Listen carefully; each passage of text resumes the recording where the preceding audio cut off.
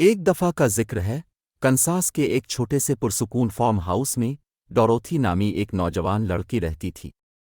اس کی چمکتی ہوئی نیلی آنکھیں تھیں، ایک مسکراہٹ جو تاریک ترین دنوں کو بھی روشن کر سکتی تھی، اور لمبی سنہری چوٹیاں جو ہوا میں رقص کرتی تھیں۔ ڈوروتھی ایک خواب دیکھنے والی تھی، اور وہ اکثر کنساس کے میدانی علاقوں سے باہر دلچسپ مہم جوئی کی خواہش کرتی تھی۔ ایک دھوپ کی صبح، ایک زبردست آندھی اس کے کھیت میں سے گزری، اس کے اندر سے گھر کو اٹھا کر لے گئی۔ جیسے ہی گھر آسمان کی طرف بلند ہوا، ڈوروتھی نے اپنے پیارے کتے ٹوٹو کو پکڑ لیا اور خوف سے اپنی آنکھیں بند کر لے۔ آخر کار جب گھر اترا تو اس نے ایک ایسی دنیا میں آنکھیں کھولیں جو اس سے پہلے کبھی نہ دیکھی تھی۔ ڈوروتھی ایوز کی جادوئی سرزمین میں اتری تھی۔ اس کے گھر نے مشرق کی شریر چڑیل کو کچل دیا تھا، اور شکر گزار منچکنز نے خوشی منائی تھی۔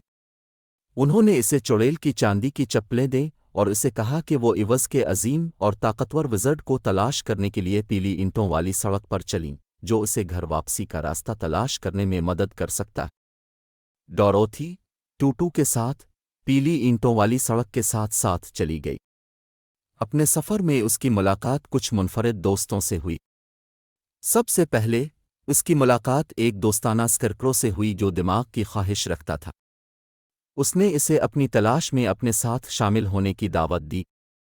اگلا، ان کا سامنا ایک مہربان ٹن ووڈ مین سے ہوا جو دل کی خواہش رکھتا تھا۔ وہ بھی ان کے گروپ میں شامل ہو گیا۔ آخر میں ان کی ملاقات ایک ہوشیار شیر سے ہوئی جو ہمت چاہتا تھا۔ بغیر کسی ہچکچاہٹ کے وہ ان کا وفادار ساتھی بن گیا۔ جب انہوں نے ایوز کی پرفتن سرزمین سے سفر کیا تو انہوں نے متعدد چیلنجوں کا سامنا کیا اور مل کر ان پر قابو پا لیا۔ انہوں نے مغرب کی شریر چڑیل کو پیچھے چھوڑ دیا، زمرد کا شہر دریافت کیا، اور آخر کار وزرڈ آف ایوز سے ملاقات کی۔ تاہم جادوگر نے انکشاف کیا کہ وہ ان کی خواہشات کے مطابق ان کی مدد نہیں کر سکتا۔ اس کے بجائے اس نے انہیں ان کی بہادری کے ثبوت کے طور پر شریر ڈائن کے جھاڑوں کو بازیافت کرنے کی تلاش میں بھیجا تھا۔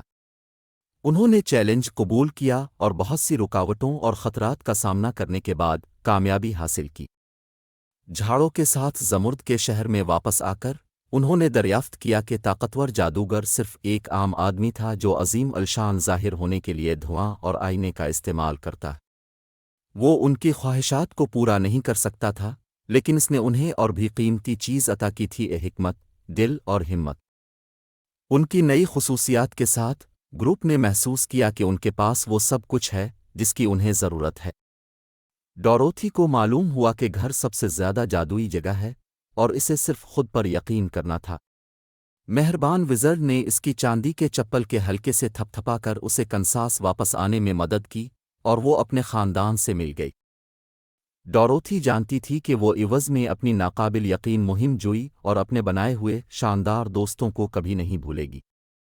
جب اس نے کنساس میں اپنے آرام دہ بیڈ روم میں آنکھیں بند کیں تو وہ جانتی تھی کہ اس کے چاروں طرف جادو ہے، اور یقین کی طاقت سب سے بڑا جادو ہے۔ اور یوں ایوز میں ڈوروتھی کی پرفتن کہانی ختم ہو گئی، لیکن اس کی مہم جوئی کی یادیں اس کے ساتھ اور ان تمام لوگوں کے ساتھ رہیں گی جنہوں نے اس کی کہانی سنی تھی۔